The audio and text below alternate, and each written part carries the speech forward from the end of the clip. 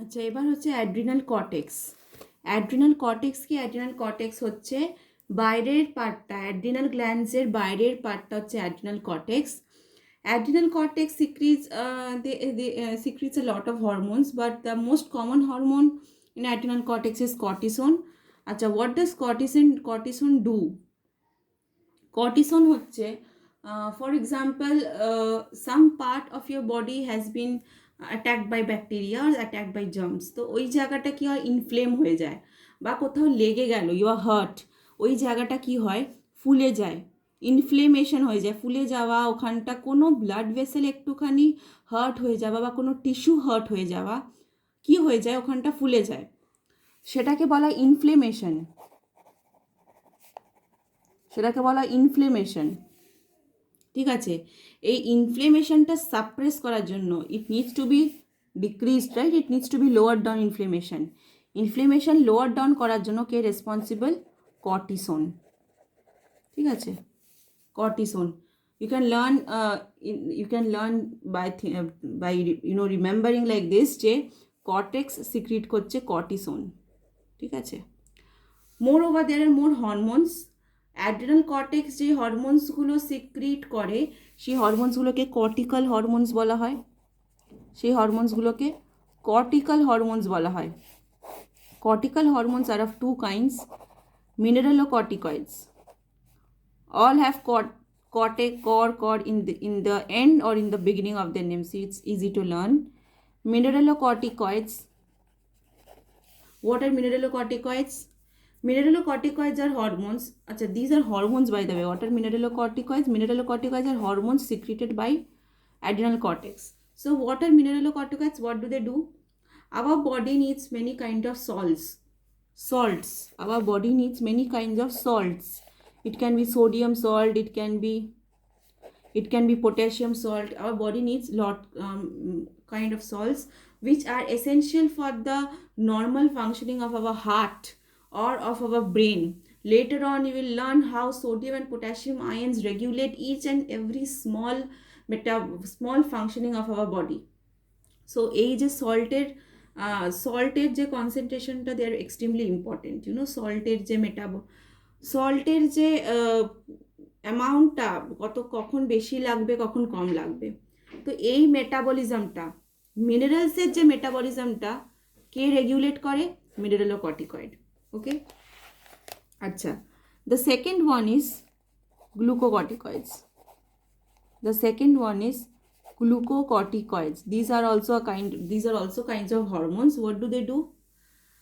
এরা আমাদের বডিতে কি কি মেনটেন করে মানে কখন ব্রেকডাউন হচ্ছে, কখন ডাইজেস্ট হচ্ছে, কখন বেশি দরকার কখন কম দরকার, এইসবকে দেখে গ্লুকোকর্টিকয়েডস।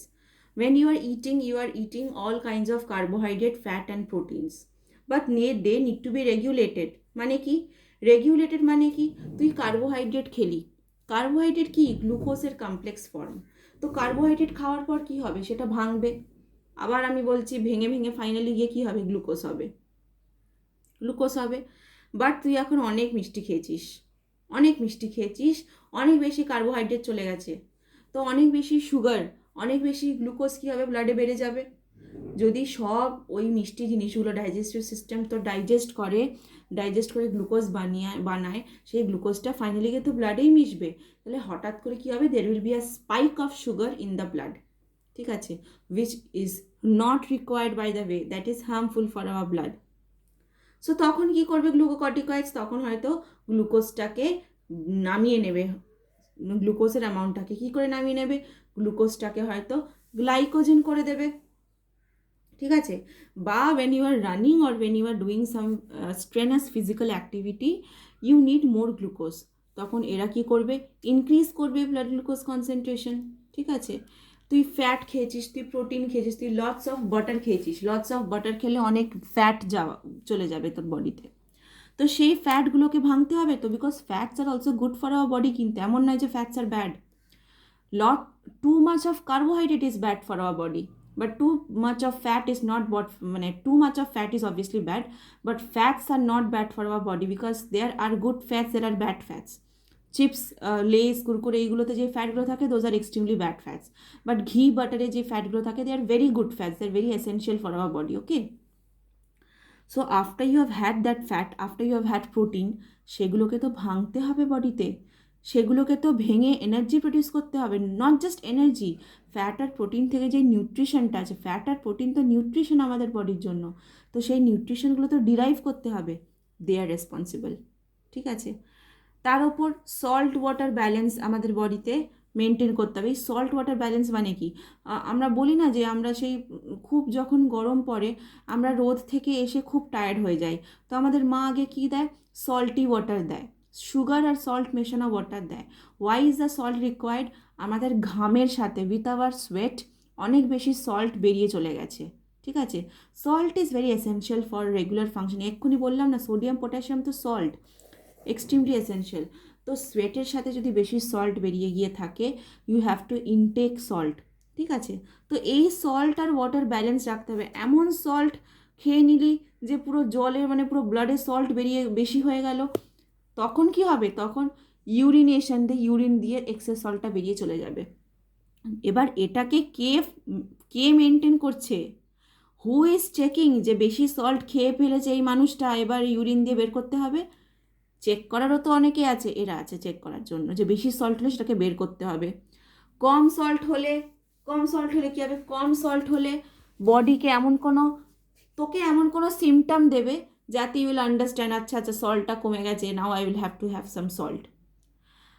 তারপর if you are stressed out, তখন তোর বডিকে, এই যেমন অ্যাড্রিনালিন কী করলো, বডিটাকে অ্যাডাপ্ট করলো, it helped your body adapt to the stress, it helped your body tolerate the stress. So এরাও সেটা একটা, এদেরও একটা ফাংশন আছে to tolerate, to handle that stress. And certain cortical hormones are behave like sex hormones.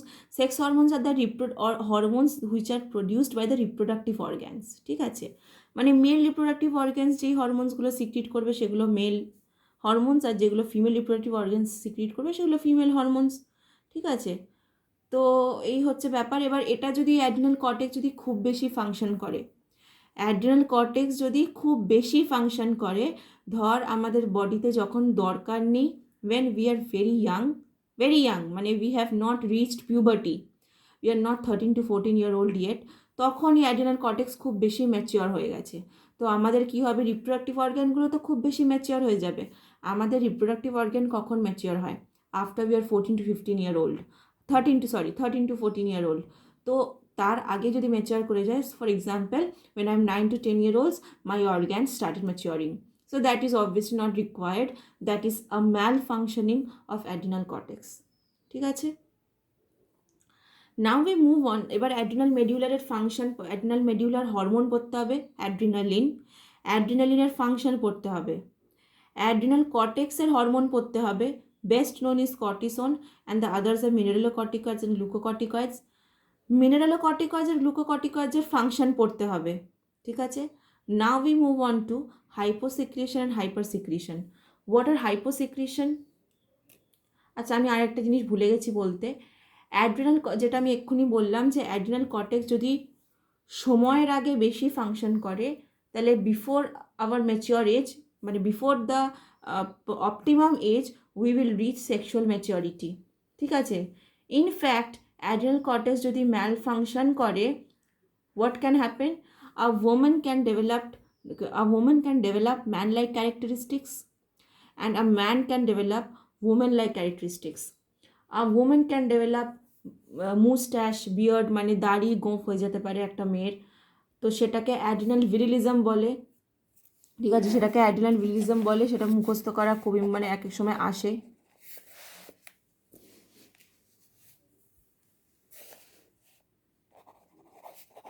Adrenal virilism, this is only seen in women, এটা শুধু মেয়েদের মধ্যে এটা দেখা যায়, সেটাকে অ্যাড্রিনাল ভিরিলিজম বলে। মুস্ট্যাশ আর বিয়ার্ড গ্রোথ হয়ে যায়, ঠিক আছে।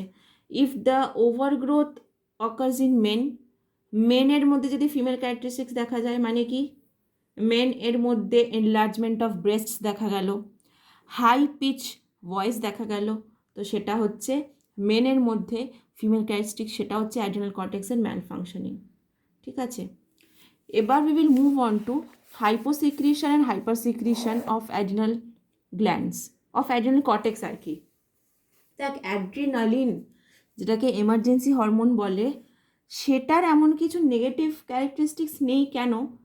বিকজ নেগেটিভ ক্যারেক্টারিস্টিক্স হলে কি হবে, তুই বেশি রিয়াক্ট করবি, you will fight more, you will run away more. Generally adrenaline খুব বেশি সিক্রিট হয় না, আর সিক্রিট হলেও ইটস অ্যাবজর্বড ব্যাক। ঠিক আছে, তো আমরা এখানে পড়ব under secretion and over secretion of adrenal cortex hormones, এক্ষুনি যেটা বললাম, মিনারেলোকর্টিকয়েডস অ্যান্ড গ্লুকোকর্টিকয়েডস। তো এদের যদি কম সিক্রিশন হয়, হাইপোসিক্রিশন মানে কম সিক্রিশন হয়, তাহলে কি কি হতে পারে? অ্যাডিসন্স ডিজিজ হতে পারে। ভেরি ভেরি ইম্পর্টেন্ট কোয়েশ্চেন্স খুব আসে যে হাইপোসিক্রিশন অফ অ্যাড্রিনাল কর্টেক্সে কি হয়? অ্যাডিসন্স disease. অ্যাডিসন্স disease is the kind of disease যেখানে প্রচণ্ড স্কিন পিগমেন্টেশন হয়, মানে কি স্কিনের এক এক জায়গায় ডার্ক হয়ে যায়, স্কিনের এক এক জায়গায় খুব লাইট হয়ে যায়। ঠিক আছে, you are extremely vulnerable to infections, তোর খুব ইজিলি ইনফেকশন হয়ে যেতে পারে, তোর খুব ইজিলি ওয়েট লস হয়ে যেতে পারে, দ্যাট ইজ অ্যাডিসন্স ডিজিজ।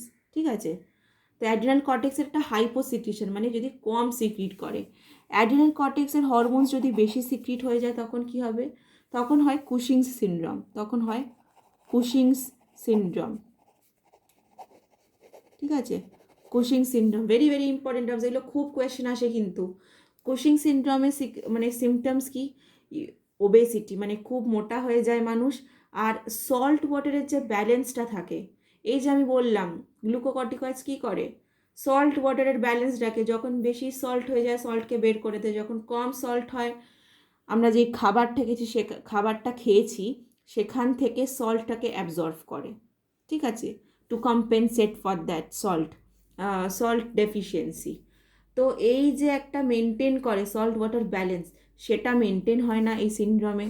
ঠিক আছে, খুব বেশি ব্লাডে অনেক বেশি সুগার হয়ে যায়।